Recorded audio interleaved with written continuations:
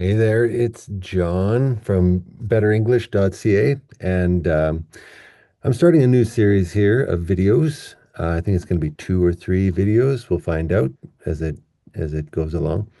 Um, I'm going to start with a quick story here, maybe two. I remember meeting a student many years ago in front of the school at the university that I used to teach at, and he was from Korea. And right away, I had this feeling about him. In the first 10 seconds of chatting with him, I thought, wow, this guy's got amazing pronunciation.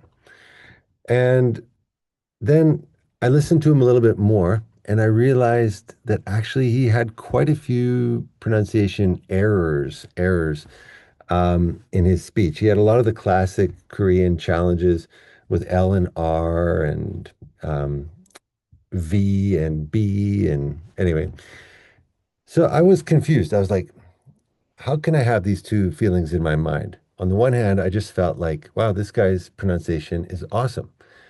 On the other hand, I could see that there were a lot of sounds that he was making that were not, standard Canadian English. And so I was trying to rationalize these conflicting feelings that I had. And I realized that what he was doing so well was that he was using English style word stress. The way that he said his words, the strong and weak patterns, was exactly how we do it. And to my Canadian ear, it sounded so familiar, and I could easily pick out the important words that he was saying, in spite of some um, accent differences. So that's one quick story. Looks like I'm going to tell you two. So the second one was I once introduced a student to my mother. And this student, I thought her English was, completely fine. But as she started speaking to my mother, within the first few seconds, 5 or 10 seconds, my mother gave me a look like this. And I knew exactly what my mother was thinking. She was thinking, John, I don't understand what she's saying. Please help me with, avoid an embarrassing situation, do some translating for me. So my first reaction was that I was a bit disappointed with my mom. I was thinking, come on, mom, it's not that bad. Just listen. The words are understandable. But then I also realized that my mother's just a typical native English speaker who's had very little exposure to people who speak English with other accents. And then the real light bulb went off in my mind, little light bulb moment, bing. And I realized that my mother had made that decision about my student's pronunciation within seconds of her beginning to speak. And once again, I had the realization, you know what it is? It's her word stress that is the important factor. Her word stress was not standard Canadian style word stress. And as a result, my mom's brain quickly decided this doesn't sound like English. And as soon as she made that decision, her ears went like this and she stopped trying. So, why am I telling you these two stories? The significance of word stress in your communication cannot be overstated. It is the single most important factor in making English sound like English. I mean, of course, if you have significantly non-standard pronunciation of certain consonant and vowel phonemes, yes, that will also really interfere with communication. But the thing that makes you sound like you're speaking English is largely your word stress. So I am going to do a couple of little videos about word stress, and we're going to break this down. Hopefully, by the end of this, you will understand the whole issue of word stress and you will be able to recognize it in all of the movies and TV shows that you watch and start to imitate it. And your English will instantly be much more understandable by other people because this is the way that English is supposed to sound. This is the the rhythm that the language is built around. Okay, let's take a look at this little page here. So, English word stress, two levels of word stress.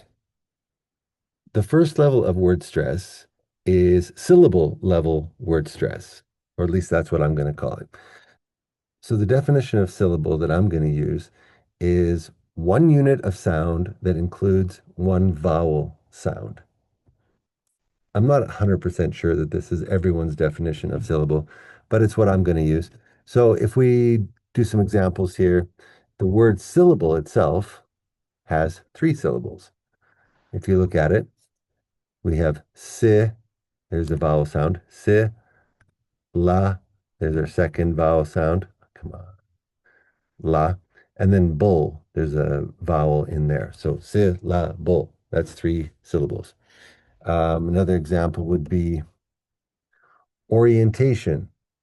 That has orientation, five syllables. How about the word sprites? Technically, it's just one syllable. There's only one vowel sound here. There's the I, that's the vowel sound. And then we have a consonant cluster at the front, spr, but there's no vowel there. And we have a consonant cluster at the end, ts, but again, there's no vowel in that.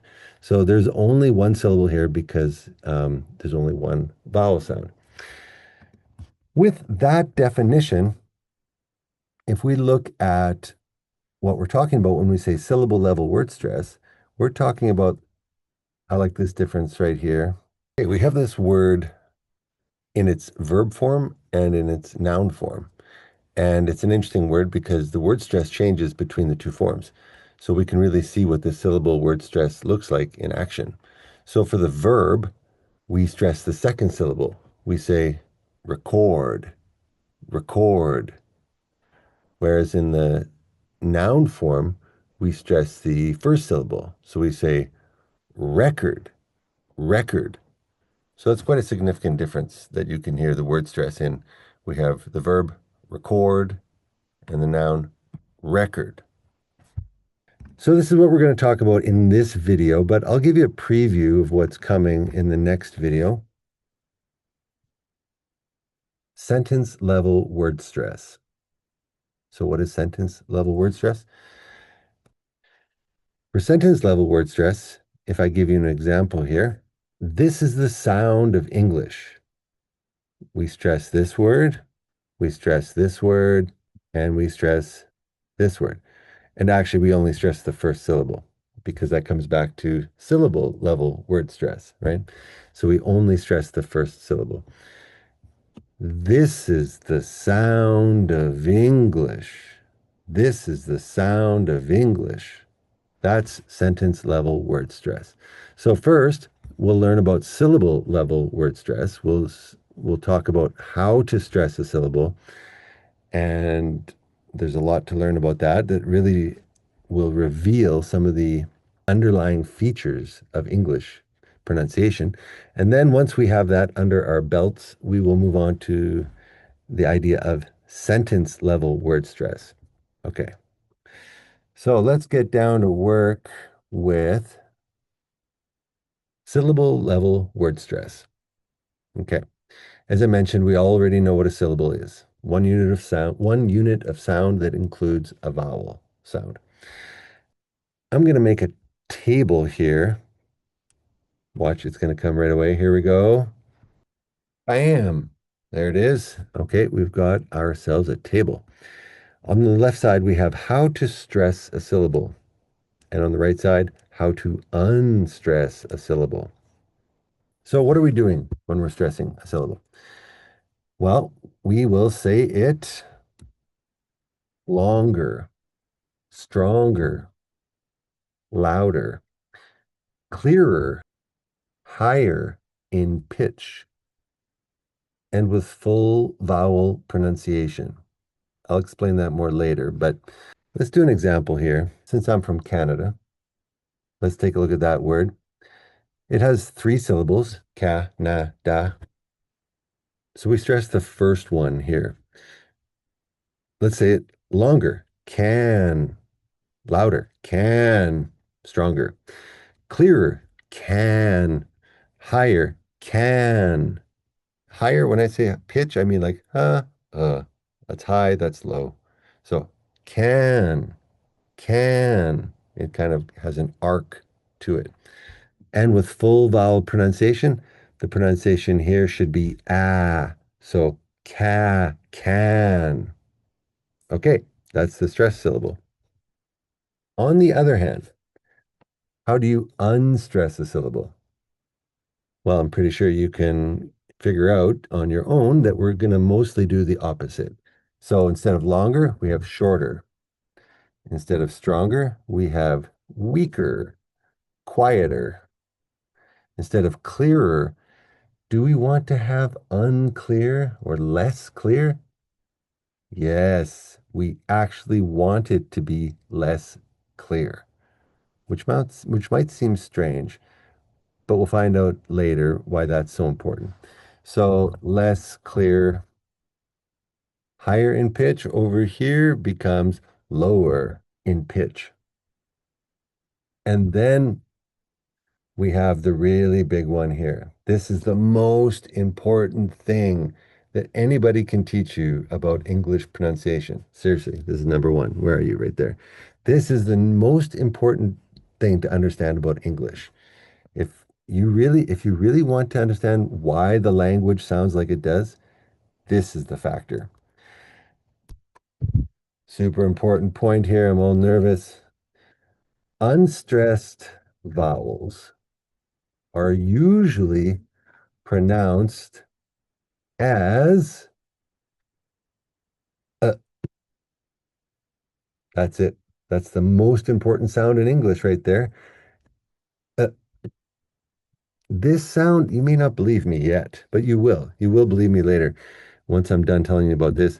This sound is so important. It's got its own name. It's called schwa. Schwa. Beautiful name. So this sound right here uh, is called schwa. And schwa is responsible for so much of English pronunciation that once you understand it, you're going to see it everywhere. So maybe you don't believe me yet about how important this is, but I will prove it to you. Here we go. Over here, we were looking at the word, the name of my country. We had looked at the stress syllable right here, the first three letters. Come on. There we go. And we said them long, high, strong, clear, right, with full vowel pronunciation. So we said can. Now we have two more syllables here. We have this one, unstressed, and this one, also unstressed. So we will say them short, weak, quietly, weakly, quietly, less clear, lower in pitch, and most importantly, we will change this vowel to uh, so we get n and d. So let's put it all together.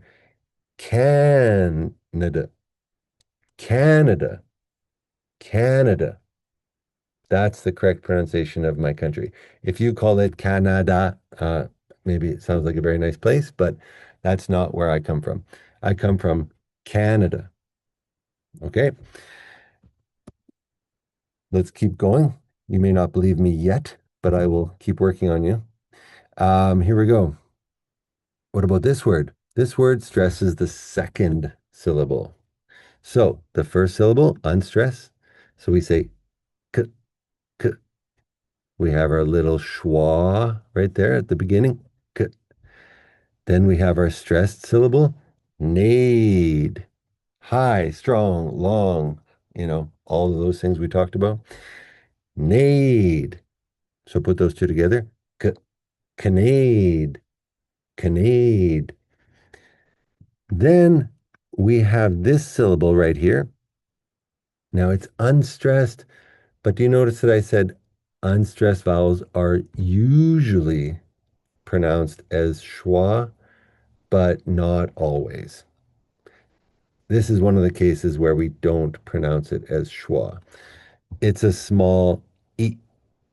just like you would expect with the letter I here. It's a small E. And then the last one is also unstressed, and this one is schwa. And, and why don't we have this E as a schwa? I'm not exactly sure, but maybe it has something to do with the fact that having two schwas in a row would be unhearable. Oh, there go some balloons. Would be unhearable. It would be, uh, Canadian. You know, that just doesn't work. So it is an E, but it's still unstressed. So this word becomes Canadian, Canadian, Canadian.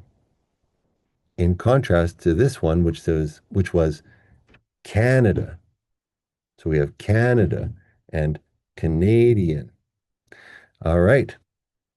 Now, maybe you're starting to believe me, but I don't think you see the power of this rule yet.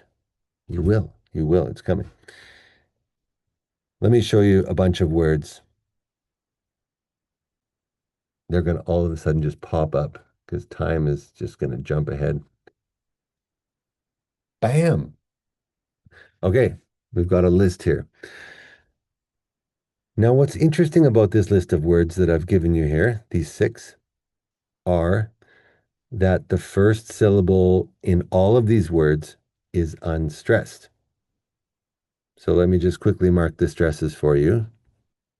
Okay, so I've marked the stressed syllables here with bold and underline, and you can see that the first syllable is unstressed in all these words. Do you notice that we have all of the vowels here? We have A, E, I, O, U, and I threw in Y just for fun. Listen to the pronunciation of the first syllable in all of these words. Are you ready? Here we go.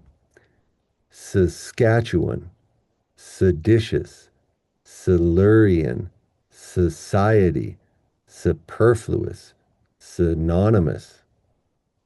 What did the first syllable sound like? S, s, s, s, s, s. They all sounded like schwa. And that's because of our rule. Unstressed vowels are usually pronounced as schwa. It doesn't really matter how they're spelled most of the time. So even though we have A, E, I, O, U, Y, they all sound like schwa because they're in an unstressed syllable. This makes English extremely difficult to spell. This is why spelling is such a problem because when you hear an unstressed syllable, you don't really know how to spell that. You don't know if it's an A, E, I, O, U, or Y. You have to, I mean, there are some rules, of course, and hopefully you're familiar with the word itself. And when you hear the schwa, your brain figures out which letter is supposed to be there.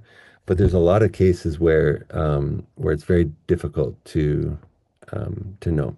That would explain why words like visible, profitable, this ibble, and this ibble are both schwa. Visible, profitable, they're both able, right? How do you know if it's an IBLE or an ABLE? I don't know. You just have to memorize that crap. So I'm not the best speller in the world. Fortunately, if you get it wrong nowadays, if you put this here, you should get that little red line under it, and you're like, oh, really? That's not correct. So then you go check it, and it's like, oh, ABLE, I see. But honestly, if you don't memorize it, I don't know any way to know if this is going to be an I or an A. There's probably some rule somewhere, but I don't know it. Okay, so let's take a look at a few examples and see how this works out.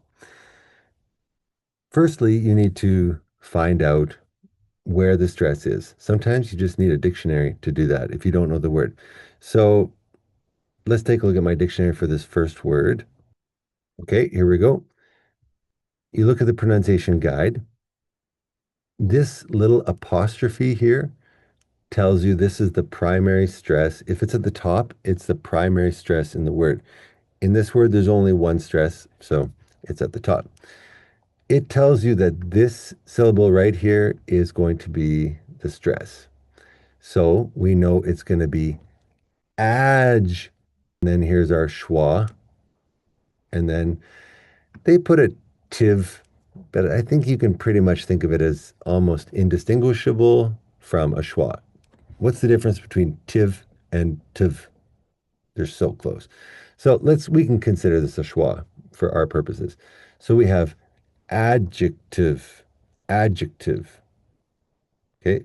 Stress on the first, full long adjective, right? Okay. So we have adjective. But the second word here, let's take a look at that one. As you see here, the apostrophe is before the second syllable. First syllable is now schwa. So we have a, a, and then our power syllable, ject, and then our last syllable, unstressed, objective, objective, which is very different than the previous one, which was adjective versus objective. Okay, you can hear that difference. And it's this rule that unstressed vowels usually become schwa. Notice this is a letter O, but it sounds like right? So that's very important. And in the last word, we had the letter E, but it sounded like schwa, right? So this one was objective. And I'm going to go through these next ones and I'm going to give you a little more practice with our dictionary here. So this next word here, we have the stress at the beginning, and that's our major stress. And then we have an unstressed syllable. And then do you see a lower apostrophe? I mean, maybe like a comma. That tells us our secondary stress. So we have photograph, photograph, right? Photograph. So photograph, photograph. But if you change the ending on this, and we'll learn some rules for this later, I think this video series is going to end up being more than two videos. It's going to be three, maybe four. It's just too much good stuff here. Um, by putting this Y on the end, we change the whole word stress pattern for this word. So what we end up getting is now the first syllable becomes f, and the stress here is on the tog, riffy, riffy. Right? We have another schwa here. So we have photography, photography. And notice our schwas all over the place here, right? This one isn't a schwa, but these ones are schwas. We have photography. Now, isn't that totally different than photograph, photograph, and photography, photography. Okay, so you can start to see the power of this now. We get photog. That's our stress. And the same thing happens with these next two words. We get economy, economy. But in this one, we get economic, economic. Okay, those are different sounding words, aren't they? So just to go through this list again, we have adjective, objective, photograph, photography, economy, economic. Okay, we're going to wrap up this video here. I've introduced the concept here. In the next video, we're going to look at some rules for how to predict this word stress pattern.